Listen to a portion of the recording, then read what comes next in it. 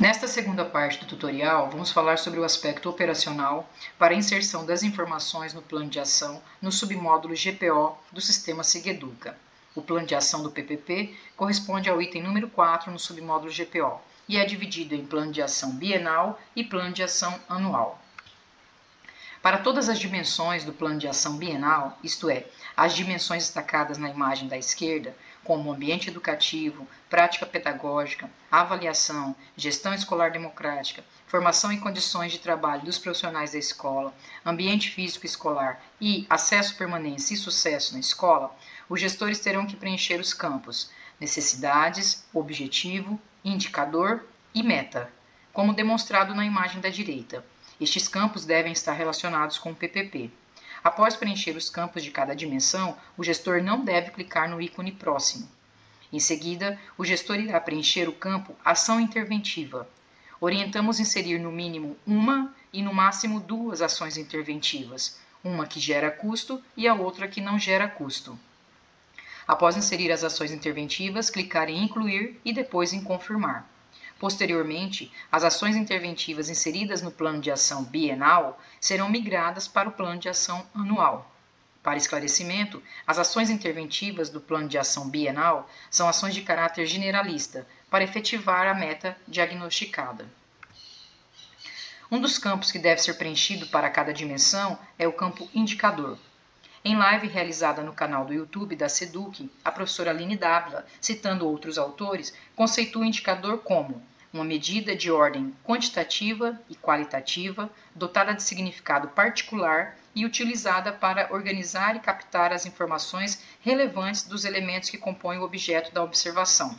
É um recurso metodológico que informa empiricamente sobre a evolução do aspecto observado. A previsão de receitas corresponde ao item 4.2 do Plano de Ação Bienal. É uma estimativa e, por isso, a escola deverá executar conforme o recebimento do recurso em conta bancária. O cálculo da previsão de receitas é a soma da primeira e segunda parcelas do PDE, mais saldo reprogramado, se houver. Para verificar os valores reprogramados no ano anterior, o gestor deve clicar na aba Prestação de Contas, depois no campo Inicial e, por último, no campo Consulta de Lançamentos do Sistema. Em Consulta de Lançamentos, selecionar o ano de exercício, o número da prestação de contas, o CNPJ da escola e a natureza do lançamento. No campo Mostra Cancelado, selecionar Não e, por último, clicar em Consultar. Outras fontes de recursos arrecadados pela escola devem ser inseridas no planejamento como receitas originárias, como demonstrado na imagem. Na tela de planejamento de receitas, o gestor deve, primeiro, selecionar o ícone Incluir, depois, no campo Origem de Recursos, selecionar a opção PDE SEDUC, em sequência, no campo Custeio ou Capital, inserir o valor total conforme o percentual estabelecido para cada tipo de despesa, segundo a Instrução Normativa 003 de 2023, e por último clicar em Adicionar e depois em Confirmar. Já no plano de ação anual, no campo Manutenção Geral, devem estar presentes os elementos básicos, ou seja, somente o pagamento de conta telefônica, gás de cozinha, contador, tarifas bancárias e deslocamento. O gestor deve selecionar o ícone e escolher as subações que são rotinas na unidade escolar, ou seja, subações que todo ano a escola realiza. Por exemplo, pagamento de gás de cozinha, tarifas bancárias, telefone e contador com os respectivos valores. No campo Responsável, inserir o nome completo do gestor. Em seguida, do campo Período, selecionar a primeira prestação. No campo Gera Custo, selecionar Sim. Depois, no campo Tipo, selecionar Custeio ou Capital. Depois, selecionar o tipo de despesa. E no campo Origem do Recurso, selecionar a opção 1, PDE SEDUC. No campo Programas e Projetos, não inserir nada. E no campo Valor, inserir o custo da subação e depois clicar em Confirmar. Nesta imagem é apresentada a disponibilidade das informações alimentadas no sistema. Após a seleção dos itens de rotina, as subações ficarão visíveis ao gestor na tela de manutenção geral, como demonstrado na imagem. Caso o gestor precise alterar alguma informação registrada no sistema, deverá clicar no ícone Alterar para inserir a subação desejada, como demonstrado na imagem.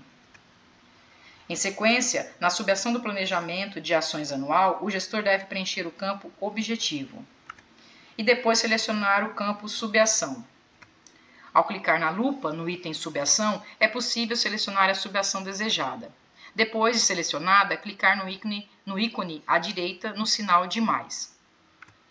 Lembrando que o gestor deve, primeiro, preencher os dados solicitados e depois clicar em confirmar. Novamente, clicar em confirmar para que os dados sejam migrados para a tela de planejamento anual.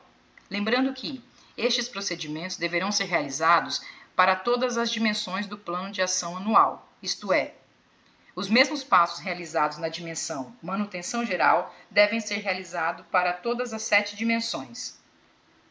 O PPP, Plano de Ação PDE-SEDUC, apresenta 7 dimensões, conforme destacado na imagem da direita, baseadas no documento Indicadores Qualidade da Educação, elaborado pela Unicef em 2004. No Plano de Ação Anual serão registradas as subações inseridas em cada uma das 7 dimensões da escola e que irão migrar para a tela de execução. Todas as dimensões do Plano de Ação Anual devem apresentar subações.